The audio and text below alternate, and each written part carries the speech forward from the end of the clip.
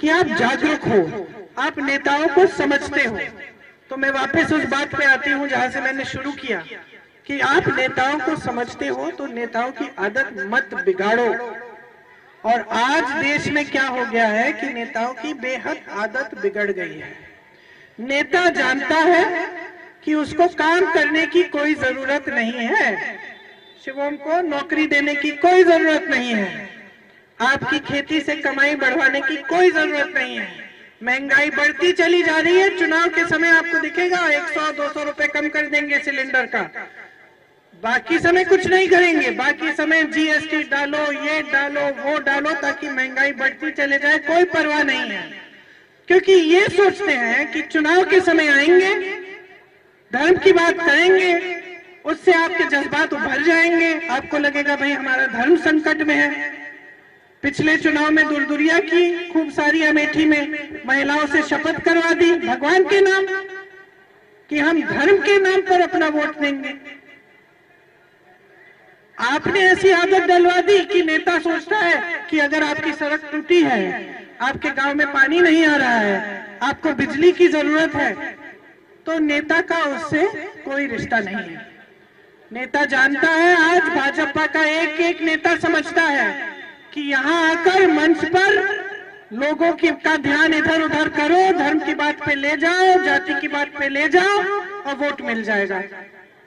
इसीलिए आज जागरूक होने का बहुत ही महत्वपूर्ण है कि आप जागरूक बने। बहनें बैठी हो, समझ जाओ, आपका वोट किस लिए जाना चाहिए। आपका वोट अपने बच्चों के भविष्य को बनाने के लिए जाना चाहिए। आपका वोट अपने गांव में बिजली, पानी, सड़क, शिक्षा, स्वास्थ्य की सुविधाओं के लिए जाना चाहिए। आपका वोट आपके जो अधिकार है उनको मजबूत बनाने के लिए जाना चाहिए। जो मोदी जी की सरकार है वो खरबपतियों को तो मजबूत बना रही है, लेकिन हर स्तर पर लोकतंत्र को कमजोर बना रही है। लोकतंत्र को कमजोर बनाने का मतलब क्या है? लोकतंत्र क्या है? आपके जीवन में क्या महत्व है उसका? यही है कि आपको वोट का अधिकार मिलता है। आपको कुछ पसंद नहीं है, आपको शिकायत करने का अधिकार है। आपको नेता को जवाबदेही बनाने का अधिकार है कि भाई तुमने मेरा काम नहीं किया, देखना मैं भी तुम्हारे लिए वोट नहीं डालूंगी। यहाँ आते हो वोट मांगने के लिए, काम करके दिखाओ, ये अधिकार दिया है। संविधान ने आरक्षण का अधिकार दिया है। जो पिछड़ी जातियां हैं, जिसकी मदद नहीं हुई है, उनको मदद करने का आपका अधिकार है। तो ये सारी चीजें, आरक्षण, वोट का अधिकार, भोजन का अधिकार, ये जो 5 किलो राशन आपको मिलता है, कांग्रेस ने भोजन का अधिकार दिया था संविधान के तहत कि हर देशवासी को कम से कम एक न्यूनतम जो भोजन है, राशन है, उसका अधिकार है। ये कांग्रेस की स्कीम है जो मोदी जी आजकल करा रहे हैं अपने नाम। इसी तरह कई अधिकार हैं जो संविधान देता है। आज मोदी जी के जो उम्मीदवार हैं भाजपा के, जगह जगह जाके कह रहे हैं कि हमें वोट दोगे, हम संविधान बदल रहे हैं। मीडिया को तो इन्होंने खरीद ही लिया है अपने खरबपति दोस्तों से। तमाम मीडिया जो है, ये जो टीवी वाले हैं, कैमरा वाले हैं, ये सब इन बड़ी बड़ी कंपनियों के लिए काम करते हैं, जो बड़े बड़े खरबपतियों की कंपनियां हैं, जिनकी साठगांठ है भाजपा के साथ, मोदी जी के साथ। जितनी भी संस्थाएं थी जो आपको मजबूत बनाने वाली संस्थाएं थी, उनको कमजोर कर डाला है और अब संविधान को बदलने की बात कर रहे हैं। जब ये बात फैली लोगों के बीच में, इनके नेताओं ने ही कही, इनको कहलाया गया। जब ज्यादा फैलने लग गई और मोदी जी को लगा कि नुकसान हो जाएगा चुनाव में, तो वो कहने लगे कि हम संविधान बदलेंगे नहीं। लेकिन सच्चाई क्या है कि इन्होंने इसी तरह से बहुत ऐसी चीजें की हैं जिसने जनता को कमजोर किया है। इसीलिए आज जब आप वोट डालते हैं, सबसे पहले तो जो मैंने कहा, आपके अपने भविष्य के लिए अपना वोट डालना चाहिए। आपके लिए काम करके कौन दिखा रहा है, उस काम का प्रमाण क्या है, आपके जीवन में क्या अनुभव है कि हाँ कुछ काम हो रहा है मेरे लिए, कुछ तरक्की हो रही है। अब मैं आपसे पूछना चाहती हूँ, 10 सालों से केंद्र में भी और प्रदेश में भी भाजपा की सरकार है, वहां मोदी जी, यहाँ योगी जी।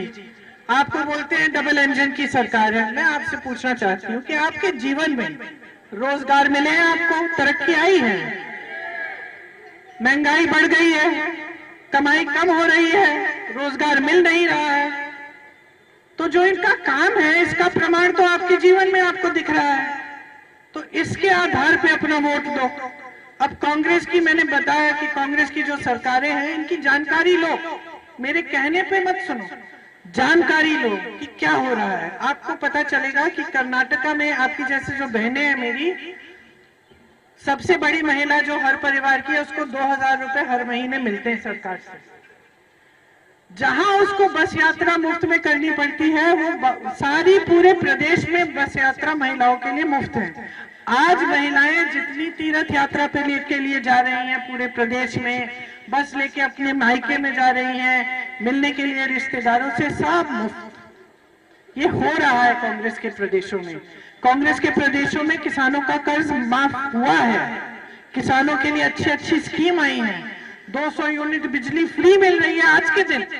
आपको सिर्फ एक फोन लगा के या किसी से पूछो जिसको जानकारी हो उस प्रदेश की, आपको पता चलेगा कि जहां कांग्रेस की सरकार है वहां काम हो रहा है। आपने खुद इस क्षेत्र में देखा है जब हमारी सरकारें रही हैं तो कितना काम हुआ। तो आपको ये बातें समझनी पड़ेंगी। कुछ ऐसी गारंटी है जो हम इस चुनाव में लाए हैं। हम इनको गारंटी इसलिए कहते हैं क्योंकि हमने करके दिखाया प्रदेशों में और हम करके दिखाएंगे। क्या है ये गारंटी? 1 लाख रुपए सालाना, 1 लाख रुपए परिवार की सबसे बड़ी महिला के खाते में डाले जाएंगे। 8500 रुपए हर महीने बनते हैं, ये डाले जाएंगे।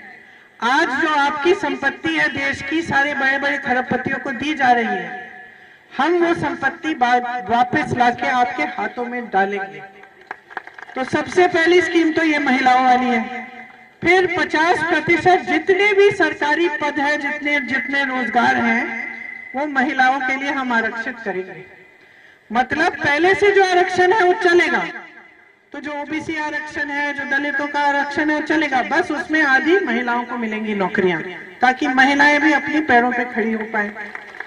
आशा, आंगनवाड़ी और जो मिड डे मील की महिलाएं हैं जो मदद करती हैं, आजकल कई सालों से आपका जो मानदेय है वो बढ़ाया नहीं गया है।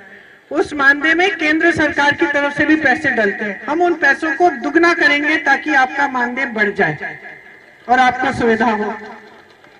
उसके साथ साथ नौजवानों के लिए सुन लो, नौजवानों के लिए 30 लाख पद जो मोदी जी की सरकार ने खाली रखे हैं उनको भरने का काम हम तुरंत शुरू कराएंगे।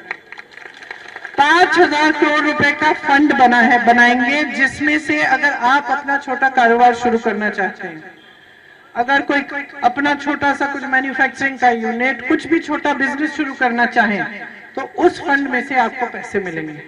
ये खास नौजवानों के लिए है।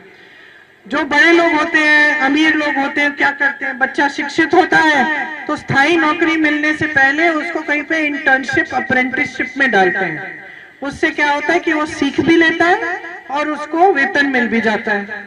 लेकिन गरीब परिवारों के लिए, गरीब लोगों के लिए ये सुविधा नहीं है उपलब्ध। तो हम सरकार की तरफ से जो भी स्नातक पास बच्चे हैं उनके लिए हम ये अप्रेंटिसशिप का प्रोग्राम लाएंगे, जिससे 1 लाख रुपए सालाना नौजवानों को मिलेगा जब तक उनकी अस्थायी नौकरी नहीं हो। किसानों के लिए मैंने जीएसटी की बात की, महंगाई की बात की। जितने भी खेती के सामान हैं जिसपे आज जीएसटी लगा है वो सब हम जीएसटी से मुक्त करेंगे। आपकी कर्ज माफी के लिए एक स्थायी आयोग बनेगा। स्थायी आयोग का मतलब है कि ये निर्भर नहीं होगा जो सरकार आ रही है उस पे, कि मतलब है कि अगर हमने बना दिया और हमने आज कह दिया कि हम आपका कर्ज माफ कर रहे हैं, तो अभी आपके कर्ज माफ हो गए।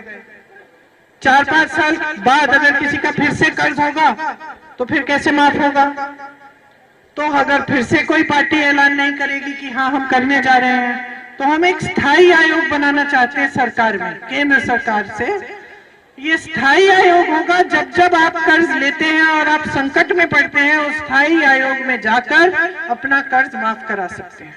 ये स्थायी आयोग बनेगा। तो ये सारी हमारी स्कीमें हैं, इससे ज्यादा भी है, खूब सारी।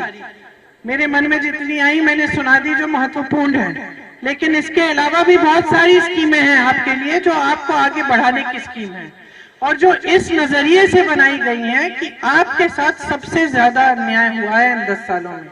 बड़ी बड़ी बातें, टीवी पे अच्छे अच्छे सुनहरे सपने, ऐसे लग रहा है कि देश की बहुत तरक्की हो रही है, मगर कहीं और हो रही होगी, क्योंकि आपके जीवन में तो दिख नहीं रही है।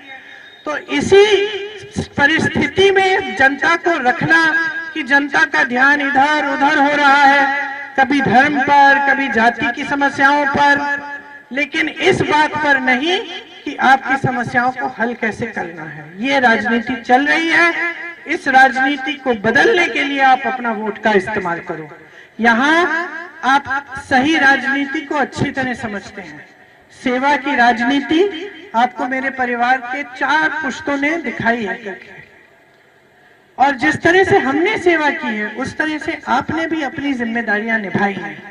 हमेशा देश के प्रति अपनी निष्ठा, देश के प्रति अपनी जागरूकता आपने दिखाई है। आज बहुत ही महत्वपूर्ण है कि आप सब जागरूक बन जाएं और जो केंद्र में सरकार है मोदी जी की, उसको बदल डालें। यहाँ पे आप राहुल जी को जिताएंगे तो आपको एक ऐसे सांसद मिलेंगे,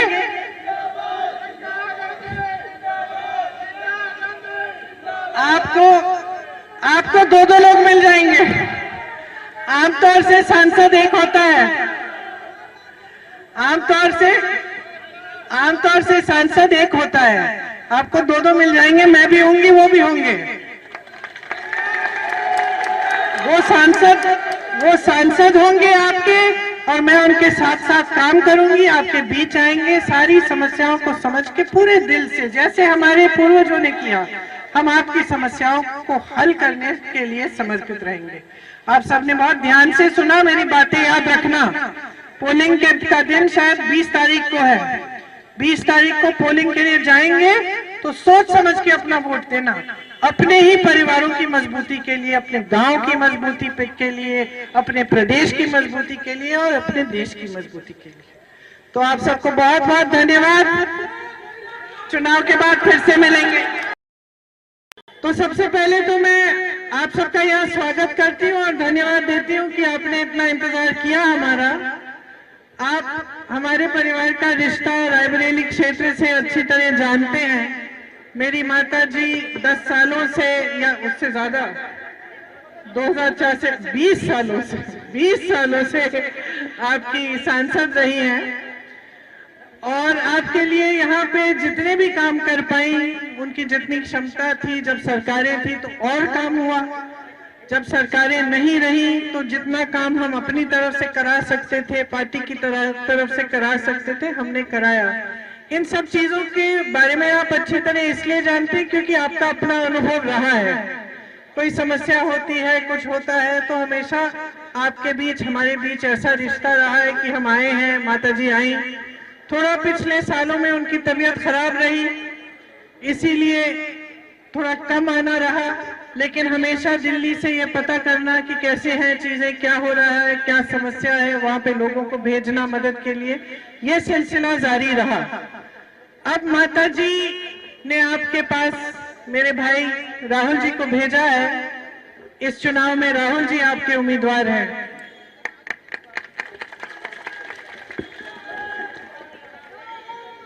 आपको मालूम होगा कि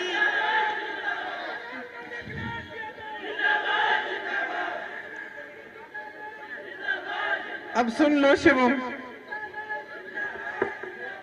आपको मालूम होगा कि राहुल जी ने कितना संघर्ष किया है राजनीति में। अगर हमारे देश में एक ऐसे इंसान हैं जिनके खिलाफ जो पूरी भाजपा की मशीनरी है, हर तरह के गलत बातें, हर तरह के झूठ उन्होंने फैलाए, कैसे कैसे आक्रमण किए, उनको संसद से निकाल दिया गया, उनको घर से निकाल दिया गया। ये सब काम उन्होंने किए, लेकिन राहुल जी पीछे हटे नहीं।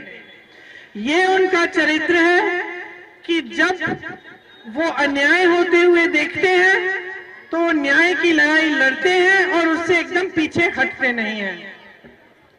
इसीलिए 4000 किलोमीटर राहुल जी कन्याकुमारी से कश्मीर तक पैदल चले और फिर उसके बाद मणिपुर से लेकर मुंबई तक उन्होंने यात्रा की।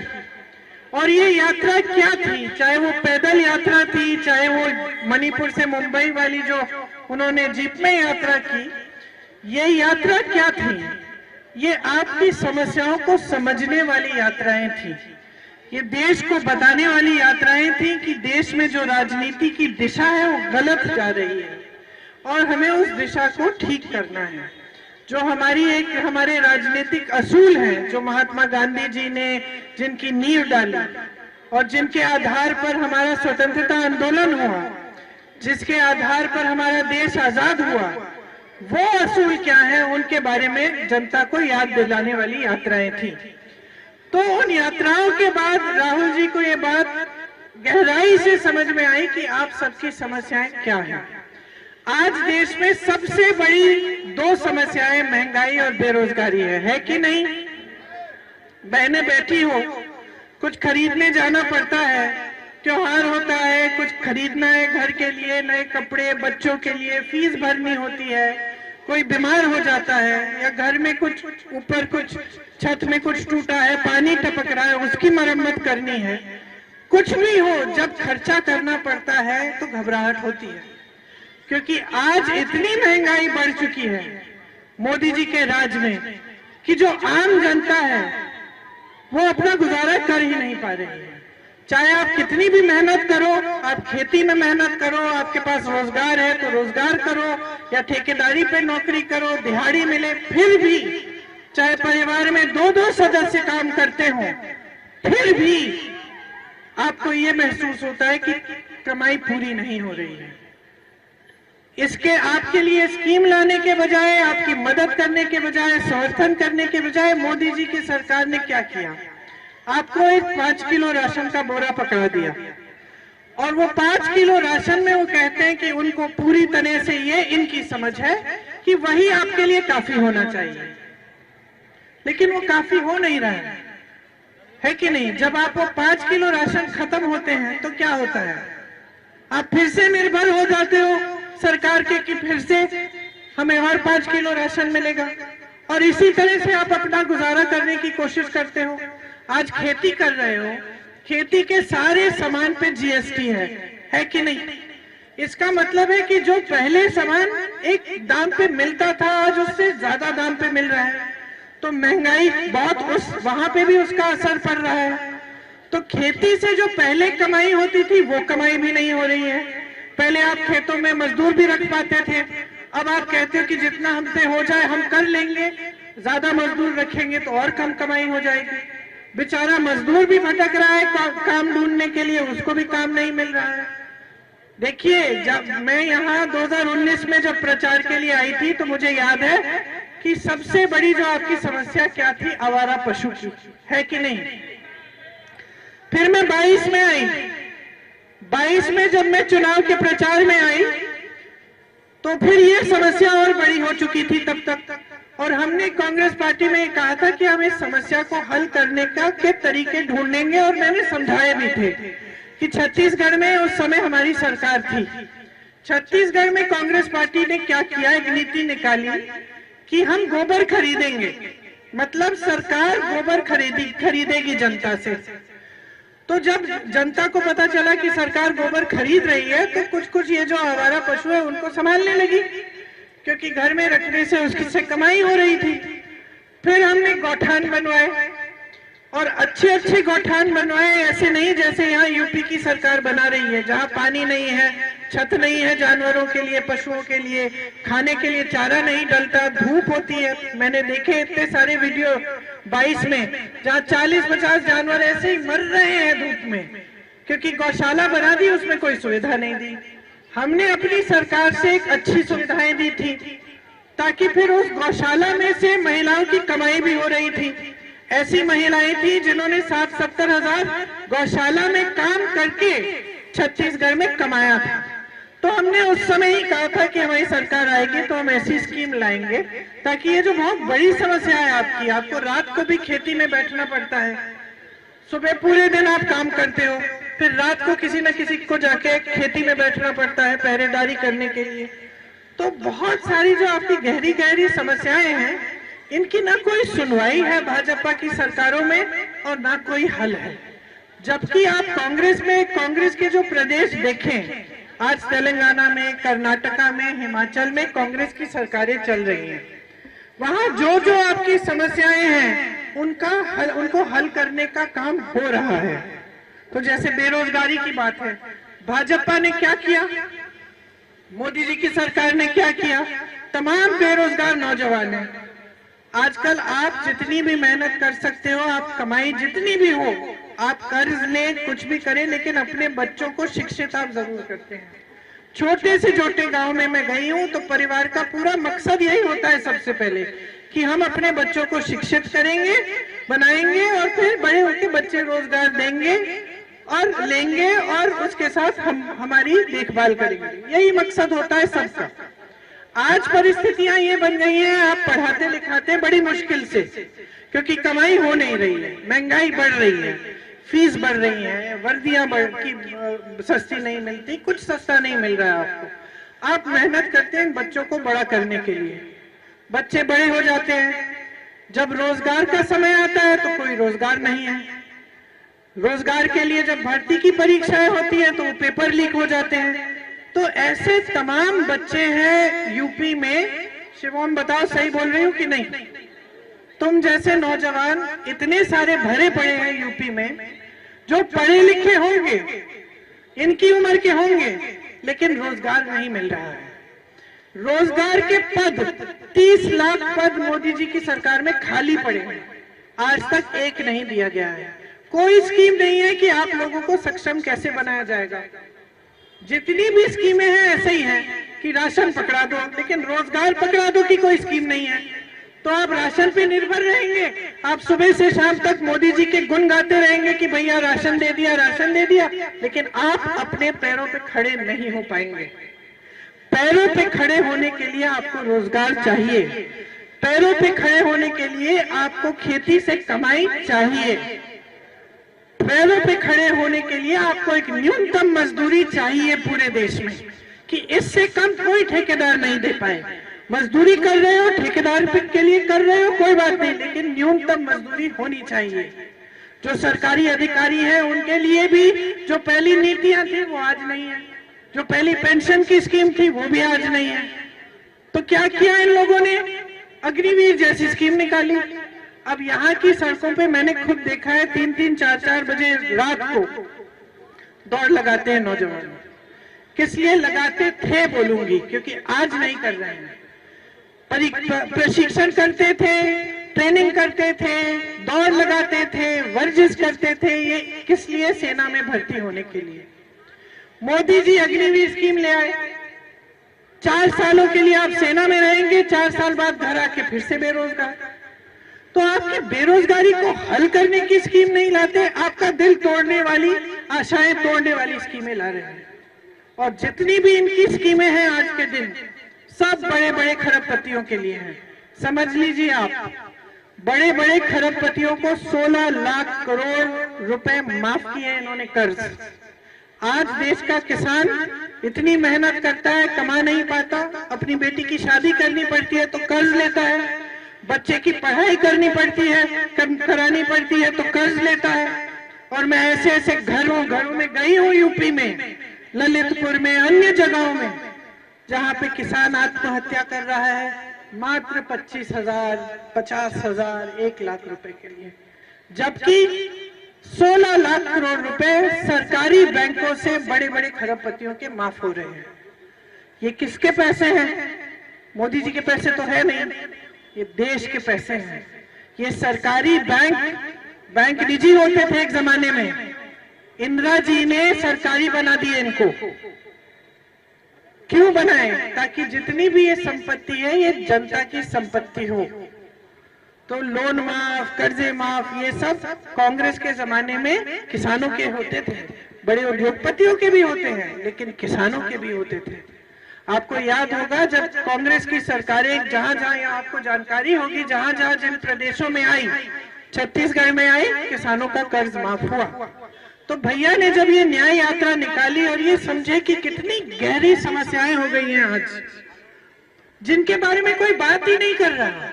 भाजपा के नेता यहाँ आएंगे आपको भाषण देने के लिए, तो मैं यकीन दिला सकती हूँ आपको, धर्म की बात करेंगे, जाति की बात करेंगे, मंदिर मस्जिद की बात करेंगे, आपकी समस्याओं की बात नहीं करेंगे। क्योंकि आपकी समस्याओं के हल के लिए इन्होंने कोई नीति ही नहीं बनाई। देखिए, नेताओं को आप अच्छी तरह से समझते हैं, सब खड़े हैं हम मंच पे। आपने बड़े बड़े यहाँ पे जो आपकी जो लोकतांत्रिक जो आपका इतिहास रहा है रायबरेली का, वो बहुत महान इतिहास है।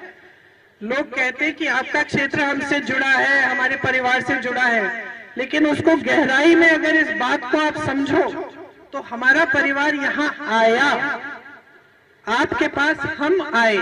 क्यों आए? 103 साल पहले ब्रिटिश साम्राज्य के खिलाफ रायबरेली का किसान आंदोलन कर रहा था, इसलिए। मतलब रायबरेली की जनता ऐसी है, आपको गर्व होना चाहिए अपने क्षेत्र पर।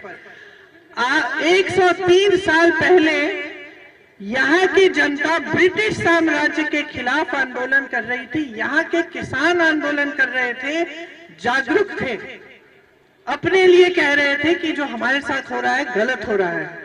जब मोतीलाल नेहरू जी को पता चला, उन्होंने जवाहरलाल नेहरू जी को यहाँ भेजा। तब से हमारा रिश्ता शुरू हुआ है, आप हमारे परिवार का आपके साथ। जब आपको कुछ बात अच्छी नहीं लगी, आपको कुछ बातें अच्छी नहीं लगी इंदिरा जी के समय, आपने उनको चुनाव हराया। आप तब भी जागरूक थे।